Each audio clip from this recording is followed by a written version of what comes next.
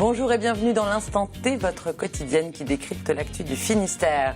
53% des Français se considèrent comme joueurs de jeux vidéo. Un marché énorme, une industrie qui ne cesse de grossir. Bref, le jeu vidéo continue d'avoir le vent en poupe. Alors, concepteur de jeux vidéo, est-ce un métier d'avenir? En tous les cas, c'est la profession de notre invité du jour, Laurent Brinon. Bonjour. Bonjour.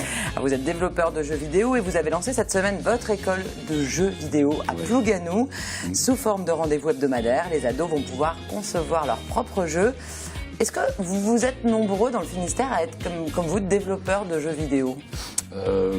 Je ne sais pas, j'en connais pas d'autres.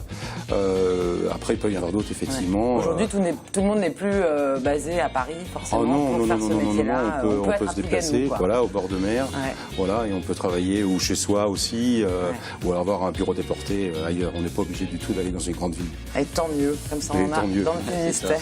On en parle tout à l'heure. Et puis Benjamin Bréon est avec nous. Bonjour Benjamin. Bonjour Pauline. Comme chaque jeudi, vous êtes allé un petit peu sur le web, voir ce qui se passait du côté du thème du jour, et vous êtes allé prendre du coup des nouvelles du jeu vidéo. C'est ça, mais vous allez voir, mes infos sont un petit peu datées.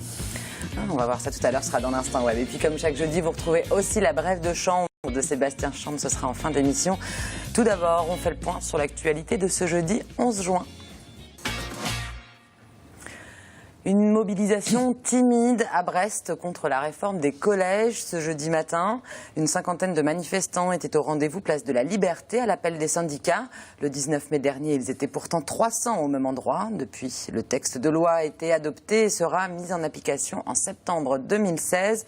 Les syndicats comptent bien rester mobilisés d'ici là pour faire annuler cette réforme, comme l'explique Olivier Cuzon, porte-parole Sud Éducation. Nous, on continue de contester cette réforme des collèges qui a été imposée à pas cadencée en 3 mois. Les premières annonces ont eu lieu en mars. Ça se fait à un rythme accéléré alors que les équipes, les personnels, les organisations syndicales n'ont même pas eu le temps d'être consultés, que les avis soient pris en compte. On ne se satisfait pas du fonctionnement actuel du collège qui renforce les inégalités sociales. Aujourd'hui, dans les collèges, on a besoin de temps, on a besoin de personnel. On a besoin de classes moins chargées. Il y a trop de classes encore à 30 élèves dans les établissements et ces effectifs ne permettent pas de prendre en charge les difficultés des élèves. Il y a 4000 postes qui sont mis en jeu sur la table, sachant qu'il y a plusieurs milliers de collèges en France. Ça ne fait même pas un poste par établissement.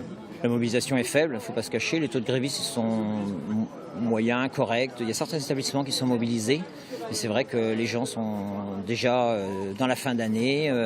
Les enseignants sont en train de boucler leur année, se projettent déjà dans l'année prochaine. Dès la rentrée, quand les chefs d'établissement vont avoir pour mission par le ministre et par le recteur de mettre en œuvre la réforme du collège, on donne rendez-vous au personnel pour se mobiliser, pour faire entendre nos motifs de revendication et notre contestation de cette réforme du collège. Les manifestations plus bruyantes en Ille-et-Vilaine avec une action coup de poing des agriculteurs. Dans la nuit de mercredi à jeudi, ils ont déversé des gravats, des pneus, de la paille, des palettes et parfois même du lisier devant les entrées des grandes surfaces. Leur but, protester contre les prix pratiqués dans la grande distribution qu'ils jugent trop bas. Alors, quelle solution pour les éleveurs porcins? C'est la question posée à Stéphane Le Foll, le ministre de l'Agriculture, qui s'invite ce vendredi à l'Assemblée générale de la Fédération nationale porcine. C'est à Ploërmel, dans le Morbihan. Il a promis des annonces pour aider les agriculteurs. Fanny Cocognier de TB Sud a rencontré l'un d'eux. 1,273 €, c'est le prix du porc au kilo déterminé ce lundi par le marché au cadran de Plérin. Un prix jugé trop bas par les éleveurs. Selon Jean-Pierre Vallet, il faudrait 20 centimes de plus pour faire fonctionner correctement sa ferme. Installé à Carentoire depuis 1985, il élève 260 truies. Associés à son frère, ils embauchent un salarié. Habitués aux variations des cours, ils connaissent depuis plusieurs années des prix de vente jugés trop bas. On est dans une situation où il n'y a pas eu de rebond du marché pour pouvoir refaire une trésorerie. En gros, depuis 2008, où il y avait eu un souci, là, c'était pas un souci de prix du porc, mais un souci de matières premières. Depuis, on n'a pas retrouvé d'année correcte. Donc forcément, il y a un cumul il y a un cumul sur les différentes années qui fait que on n'a plus de levier au niveau des exploitations pour pouvoir faire face. Décrété en janvier 2014, l'embargo russe sur les produits français constitue cette fois l'une des explications des prix bas. Les producteurs accusent aussi la grande distribution de tirer sans cesse les prix, des éléments qui ont des conséquences très concrètes dans les fermes. Quand on n'a pas d'argent, on en achète, donc c'est des surcoûts, des surcoûts au niveau d'exploitation. Et donc on voit bien, si vous allez regarder l'élevage derrière nous, il y a des outils, des bâtiments qui datent de 72, qui ont été rénovés, mais enfin, il y a un moment, si on ne remet pas ça au bout du jour, une entreprise qui n'investit pas, elle a pu disparaître. Les cultures de légumes de plein champ développées sur l'exploitation permettent à Jean-Pierre Vallet de combler une partie du manque à gagner. Mais les représentants des agriculteurs estiment que 30 à 40% des exploitations porcines seraient au bord de la cessation de paiement. Ils attendent du ministre de l'Agriculture des annonces sur l'étiquetage des produits d'origine française, un encadrement des prix, des avancées sur l'embargo russe, mais aussi des mesures d'ordre administratif. Et elles l'ont fait. Les filles de l'équipage 100% féminin de la ACA Team ont remporté la 8e et avant-dernière étape de la Volvo Ocean Race. Parties du Portugal dimanche 7 juin, elles ont dominé l'étape, parcourant presque 850 000 en 3 jours, 13 heures et 11 minutes. Elles sont arrivées à Lorient ce jeudi à 4h11 très exactement. Alors pour Samantha Davis, bretonne d'adoption, gagner cette étape a une saveur toute particulière et on l'écoute. Oui, si je pouvais choisir une étape à gagner, c'est sûr que je choisirais l'étape de Lorient, ça il n'y a pas de question. Donc super contente, oui c'est une rêve de gagner une étape du Volvo Ocean Race. J'espère que c'est pas le seul que je vais faire. J'ai dit que je vais rendre compte quand j'arrive au ponton et les autres bateaux ne sont pas là. Parce que nous on a l'habitude d'arriver au ponton et tous les autres sont là et là je savoure ça, le fait qu'on est trop bien et là on va peut-être voir le deuxième arrive avant qu'on parte d'ici, donc super content. Et les 7 équipages repartiront le 16 juin prochain, direction La Haye, pour une escale de 24 heures avant de faire route vers la Suède. C'est la ville d'arrivée de la course qui doit s'achever le 27 juin. Et toujours sur l'eau, les figaristes continuent leur traversée du golfe de Gascogne. Sous spi et accompagnés par les dauphins, les 39 skippers ont le cap sur l'île Dieu, qui devront contourner avant d'arriver à Concarneau dans la nuit de vendredi à samedi. Sébastien Simon sur Crédit Mutuel Espoir, du haut de ses 25 ans, mène la flotte, suivi par Xavier Macaire et Yann Eliès. Et puis record du monde battu pour Raymond Hamon au stade Vélodrome de Bordeaux. Ce cycliste de 80 ans, habitant de Plouigneau, a parcouru 36 km et 176 mètres en 1 heure. Il établit ainsi un nouveau record du monde de cyclisme sur piste dans la catégorie plus de 80 ans. Il lui aura fallu faire plus de 120 tours de piste sous les encouragements de ses supporters finistériens qui l'accompagnaient. Un burger ou une pâte à tartiner à base d'insectes, est-ce que ça vous tente, Benjamin? Pas plus que ça. Pas plus que ça. Bon, si on peut déjà en consommer en tous les cas en Belgique ou aux Pays-Bas, d'ici quelques mois, la réglementation française pourrait bien autoriser la consommation d'insectes. Pour Rémi Caron, l'entomophagie, c'est l'avenir. Alors ce Lagnonnais s'est retroussé les manches pour mettre au point des aliments de demain. On regarde le reportage d'Anne Burlot. C'est l'histoire d'une rencontre entre un féru de culture alternative et une éleveuse de chèvres. Le saut d'insectes pour les fromages. Rémi Caron a proposé à Marie d'innover, voire de révolutionner sa gamme de fromages, en y incorporant des insectes. Et là, tu mets un petit peu d'insectes. Ouais. Après 1 mois de test, le résultat est concluant. Le fromage, il est moelleux et l'insecte va apporter quelque chose de plus croustillant, on va dire, enfin plus résistant. Le goût, c'est un goût qui est assez doux. J'arriverai pas à comparer avec quoi que ce soit. Encore plus que le goût, c'est pour son apport en protéines que ce fromage au verre de Morio risque d'être convoité. Rémi et Marie sont en phase d'expérimentation. Actuellement, la loi leur interdit de vendre ce type de produit en France.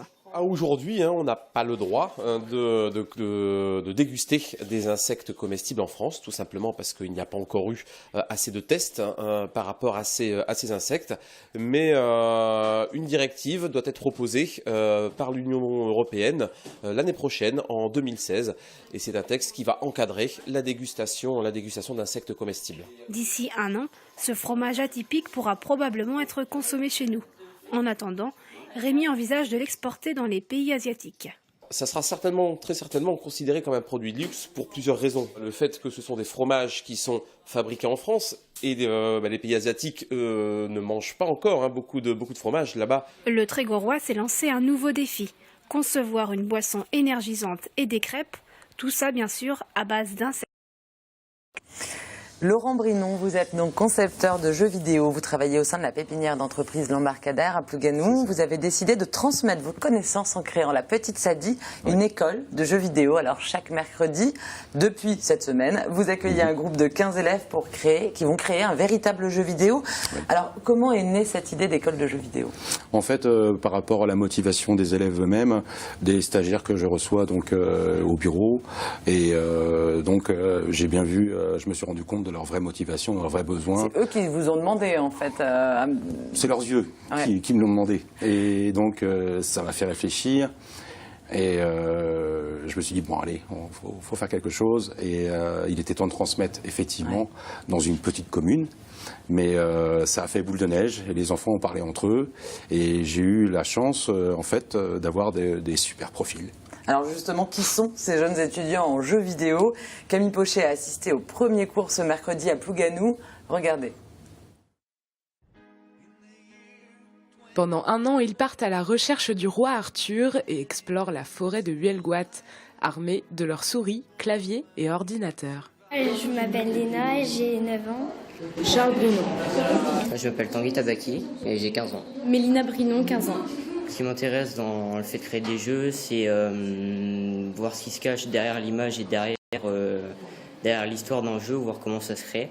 Moi, je venais voir si ça m'intéressait. Ces explorateurs font partie de la toute nouvelle école de jeux vidéo, la Petite Sadie à Plougasnou. Premier cours ce mercredi et la dizaine d'élèves qui participent connaît déjà bien l'univers des jeux vidéo. Tu joues aux jeux vidéo? Oui. League of Legends, Call of Duty. Je joue pas trop sur l'ordinateur. Je joue plutôt sur ma DS. Je joue beaucoup aux jeux vidéo et tous les soirs quand je rentre de l'école pour décompresser, jouer avec mes potes en ligne. Pendant l'été, ils partiront dans la forêt pour s'inspirer de chapelles perdues dans les bois et créer un monde virtuel dans lequel vont évoluer leurs personnages. D'un côté, les graphistes et de l'autre, les développeurs. Quand les uns codent, les autres sont plus créatifs. Si pour certains élèves c'est un loisir, pour d'autres c'est une occasion en or de pouvoir apprendre un futur métier. C'est pas la chose que je veux faire plus tard, mais c'est un de mes passe-temps. Plus tard, je travaille dans le jeu vidéo, je vais faire du level design, donc créer des niveaux en fait. Et comme j'avais déjà fait un stage ici en fait avec Laurent, du coup ça me donne encore plus envie de participer. J'ai déjà essayé les codes avec mon père et c'est trop futile pour moi. Alors que les graphismes, je trouve ça plus concret et plus amusant à faire. À l'heure où le gouvernement parle d'intégrer le codage à l'école primaire et au collège, c'est la première initiative finistérienne tournée vers l'apprentissage des jeux vidéo. Laurent Brinon, lui-même créateur de jeux et à l'origine du projet, demande aux adolescents de s'engager pour 1 an et prendra au maximum 15 élèves au sein de ce cours entièrement gratuit. Alors la Petite Sadie, c'est le nom de votre école, pourquoi ce nom? Parce que c'est un nom qui fait sourire. Quand on dit la petite Sadie, on a forcément le smile, c'est parfait. Il y a des filles dans cette école de jeux vidéo, on n'est plus du tout sur ce cliché, les jeux vidéo c'est pour les garçons. En fait. Ah non, c'est fini. Ça, c'est fini depuis longtemps. Je pense que les filles jouent autant que les garçons et grâce aux nouveaux supports, surtout des tablettes et smartphones. Alors concrètement, qu'est-ce qu'ils vont faire dans cette école, ces jeunes? Alors en fait, tout au long de l'année, ils vont travailler sur des mini-projets. Donc, qui va leur permettre en fait de créer donc des jeux simples au départ que l'on va donc développer avec eux, qui pourront faire voir à leurs copains, leurs parents, et qui va leur permettre tout au long de l'année d'acquérir des connaissances de passer des barrières, effectivement, pour créer un plus grand jeu, donc qui sera à la recherche du roi Arthur, un jeu d'aventure auquel ils vont participer activement, car ils vont faire aussi des sorties sur des lieux précis, en fait, en Bretagne, et réaliser des énigmes en fait, par rapport à un mélange de réalité et de virtuel. Donc il va y avoir un vrai travail de recherche aussi, presque dans les bibliothèques avant d'être en fait, sur place. Ils vont devoir conceptualiser plutôt comment le joueur va arriver à trouver la vérité. Parce que tout le scénario est déjà prêt. Mais voilà, ils vont travailler là-dessus. C'est un jeu qui a vocation à être mis sur le marché? Je ne sais pas encore. Peut-être. C'est pas impossible en tout cas. Ce n'est pas impossible. Pourquoi l'histoire du roi Arthur est une bonne base pour en tous les cas, pourquoi vous avez choisi ça pour Parce qu'elle est passionnante, parce que il y a un mélange de concret qu'on peut aussi visiter dans notre Bretagne, aller sur les lieux. C'est quelque chose de parlant, ça touche aussi notre imaginaire. C'est un héros internationalement, mondialement connu. Donc, et le roi Arthur, c'est la bienveillance, c'est la vaillance. Voilà. Vous parlez d'imaginaire. Pour être un bon concepteur de jeux vidéo, il faut forcément être créatif, enfin voilà, rêveur. Oui. Un petit peu quand même. Ouais. Oui, c'est vrai. Il faut imaginer. Moi, je sais pas, pendant la journée, j'ai 4 idées de jeux dans une journée. Ah oui, d'accord. Voilà. C'est vraiment votre passion. Ouais, à contrario, le code, c'est pas une discipline spécialement, qui laisse spécialement de place à l'imagination. C'est ça qui est étonnant, parce qu'entre le scénario, de très rigoureux, entre le scénario, le graphisme, la programmation, finalement, c'est des domaines très différents. Il faut être tout ça à la fois. Un peu, oui, un peu. Oui. C'est vrai qu'il faut savoir scénariser, conceptualiser, coder, effectivement. Mais tout peut se rejoindre. Tout peut se rejoindre. Après, bien sûr, il faut avoir ses limites pour pouvoir. Voilà. Il faut être un peu artiste et bon technicien. Enfin, voilà. C'est pas souvent les métiers qui demandent ces deux compétences-là. Oui, c'est aussi un métier de défi, en fait. On donne des défis à chaque fois à soi-même. Le journalisme, oui. Ah oui, le journaliste, par exemple, Benjamin. Aujourd'hui, les jeux vidéo se déclinent sur tous les supports, c'est plus que sur les consoles. Les tablettes et les smartphones font vraiment partie du paysage jeux vidéo. Ah oui, et ils en feront partie de plus en plus. Ouais. Je pense que ces nouveaux supports-là seront les supports de base dans les années à venir. On parle en 2D ou en 3D dans ce que font les jeunes là. Voilà, donc là on est dans de la 2D pour commencer, et ils vont aussi participer parce que le jeu est entouré d'un film 3D avec des personnages pour faire des séquences en fait, qui vont, quand le joueur en fait aura trouvé un personnage comme Merlin, qu'il aura été sur le lieu, quand il l'aura trouvé quand il aura résolu les énigmes, il aura récompense une autre séquence du jeu en fait, du film en fait 3D, qui lui se passe à l'époque de Roi Arthur en l'an 500 avec la petite Siadie, les licornes. Voilà, on a le mélange du temps en fait entre les deux, et les personnes pourront y jouer bien sûr, même s'ils sont pas sur place, et aussi aller sur les vrais lieux en fait. Il y a un lien. Il y a un véritable lien. On entendait un de vos jeunes élèves tout à l'heure qui disait qu'il voulait en faire son métier. C'est un métier d'avenir, on imagine, concepteur de jeux vidéo. Oui, il y aura des débouchés. Il y a déjà beaucoup de débouchés. On peut travailler dans le monde entier. On peut travailler aussi en bord de mer, à Plouganou. Et donc c'est un métier vraiment d'avenir. Oui, c'est vrai. Moi, j'ai vu qu'en France, il y avait plus d'une trentaine d'écoles professionnalisantes, spécialisées exclusivement dans le jeu. Ah oui, vidéo, c'est beaucoup. Ouais. Ah oui, c'est vrai.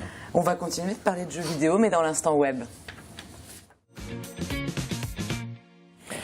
Alors Benjamin, vous êtes donc très joueur? Non, moi je suis... Pas du tout. Franchement, je ne suis pas vraiment joueur, et laissez-moi vous dire qu'en plus je me suis intéressé donc à la petite Siadie, que je suis très déçu. On m'a dit école de jeux vidéo, je me suis dit je vais enfin passer le niveau 3 de Tetris, et rien du tout. Il ne s'agit pas d'apprendre à jouer, mais d'apprendre à faire les jeux, comme en plus j'ai dépassé les 16 ans depuis quelques années. Je suis même pas dans la cible. Mais bon, c'est pas grave, ça m'a donné l'occasion de tomber sur cette chouette photo sur votre page Facebook. À quoi jouent ces gens? Je vous le demande, et je réponds à Pong. Pong, c'est l'ancêtre avec un A majuscule de tous les jeux vidéo. Graphisme inégalable, complexité du scénario, un jeu qui aura marqué l'histoire, bien sûr. Et pourtant, je le dis à nos téléspectateurs de moins de 30 ans, oui, ça a vraiment existé. tout comme la télé sur laquelle il joue, d'ailleurs qui, tenez-vous bien, n'avait pas de télécommande. C'est difficile à croire, mais c'est vrai. Mais en fait, je me moque, mais je devrais pas, parce que les petits jeux tout pourris qui sentent bon les années 80 ont aujourd'hui des milliers d'amateurs. Il y a des dizaines de communautés, de groupes Facebook qui les réunissent. Il y a des soirées consacrées à ce qu'on appelle le rétro gaming. J'imagine qu'on y boit du tang en mangeant des Red Air, habillé de des sweatshirts gotcha fluo. Il y a plusieurs sites comme France Retro Gaming ou Retro Games qui leur sont consacrés. Il y a des boutiques en ligne spécialisées sur le sujet. Cette fois, je vais m'adresser au cadra plutôt. S'ils ont 89 € dont ils ne savent pas quoi faire, et ben c'est le prix neuf d'un CPC 464. Le CPC 464, c'est cet ordinateur où les jeux se chargeaient avec une cassette en à peine une petite demi-heure. Certes, ça sert à rien, mais ça fera joli à côté du Minitel, c'est déjà pas mal. Pour en revenir aux jeux eux-mêmes, il y a aussi des chaînes YouTube spéciales rétro gaming, celle de Joueurs du Grenier par exemple, qui testent les jeux anciens. Alors ça a l'air anecdotique comme ça, ça l'est pas vraiment. Il fait plusieurs millions de vues par vidéo, près de 6 millions pour celle consacrée aux jeux de sport, qui était pourtant plus basique que ça ne l'est aujourd'hui, c'est le moins qu'on puisse dire. 6 millions de vues, on aimerait bien en faire autant, et d'ailleurs je le dis en passant, téléspectateurs, notre nouveau site tbo.bzh est en ligne. Alors si on atteint 6 millions de vues avec cette émission, je m'engage à présenter la prochaine émission déguisée en personnage de Streets of Rage, qui est un parmi la centaine de jeux de baston sortis au début des années 90. À 10 millions, Pauline, vous engagez à revenir saper en Lara Croft? Oui. Je m'engage à cela, Benjamin. Je dis donc à nos téléspectateurs, à vos souris, c'est maintenant sur tbo.bzh. Merci Benjamin. Le rétro gaming, Laurent, vous êtes fan aussi? Oui, fan aussi, c'est normal, c'est l'enfance. À cette époque-là, les premières consoles sortaient. Elles n'étaient pas forcément non plus accessibles, alors il fallait attendre un peu, économiser pour pouvoir s'en acheter une. Les premiers ordinateurs aussi, pour pouvoir développer. Donc c'est quelque chose qui reste en soi toute sa vie. Mais alors pourquoi il y a un tel engouement, comme l'expliquait Benjamin, de cette génération 30-40 pour ces jeux qui ne sont pas si vieux que ça finalement en plus, parce que parce que le jeu, il y a 20 ans ces jeux-là. Le jeu, qu'il soit compliqué ou simple, en fait, il y a aussi un aspect nostalgique, bien sûr, c'est normal. Et puis en même temps, c'est le concept de la simplicité. Ouais. Voilà, un gamin joue avec un ballon, un bout de bois, sans souci, il peut très bien jouer avec un jeu très très simple et s'amuser beaucoup plus qu'avec un jeu compliqué. Donc aujourd'hui, quand vous développez des produits, il faut aussi penser que les gens aiment finalement la simplicité aussi d'un jeu tout simple, donc pas la peine de faire très compliqué. Sur certains de ces jeux, pour les utiliser sur les ordinateurs actuels, il faut ralentir l'ordinateur. Ah oui. Parce que sinon nos ordinateurs sont trop puissants en fait aujourd'hui pour y jouer. Et vos jeunes justement de l'école de la petite Sadie connaissent ces jeux-là, ces jeux rétro game, je sais pas. Ils ont découvert lors du premier cours, où j'aurais fait voir ma superbe console de 1978. Ah oui. Et je leur ai fait voir que c'était même multijoueur. J'avais 2 manettes, on pouvait jouer à 2. Et elle était portable, je pouvais mettre les piles. Alors, elle me baladait avec ma télé. Ah oui, bon, bien sûr, c'est pas très pratique dans le train. Mais bon, voilà, les choses. Disons que les consoles n'ont pas vraiment changé. Elles sont plus puissantes, mais les concepts restent le même. Merci beaucoup, Laurent. On retrouve toutes les infos sur votre école de jeux vidéo, sur votre page Facebook, La Petite Sadie, qu'on dit en souriant, bien sûr. Et pour s'inscrire, vous envoyez un mail à laurent.brinon@netcourrier.com, ça s'affiche sur l'écran. En tout cas, il y en a un qui joue très bien avec la vidéo, c'est Sébastien Chambre et c'est l'heure de sa brève.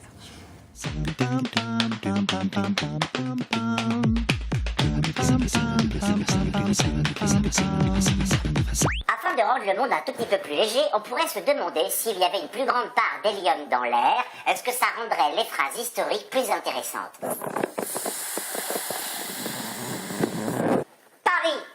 Paris outragé, Paris brisé, Paris martyrisé, mais Paris libéré.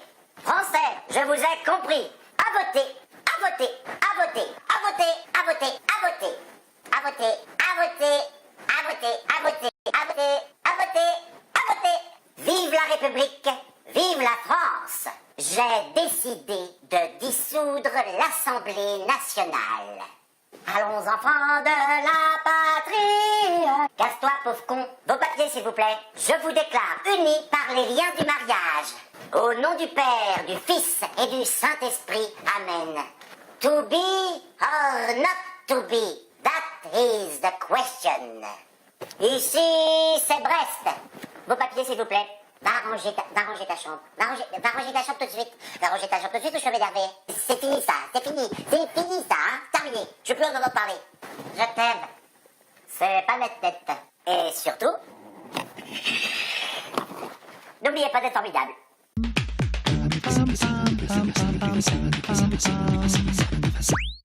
Il ferait une très bonne voix de jeu vidéo. Ouais. Oui, bah oui. On va lui demander de vous contacter. Allez, on passe au focus programme.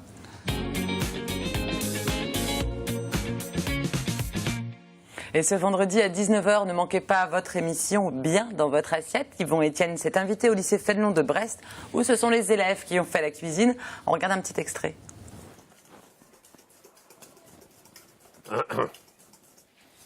Un bouchon. Un petit bouchon comme ça? Oui. Ça suffit, un petit bouchon comme ça? Pas beaucoup. Allez. Tiens, je te laisse faire.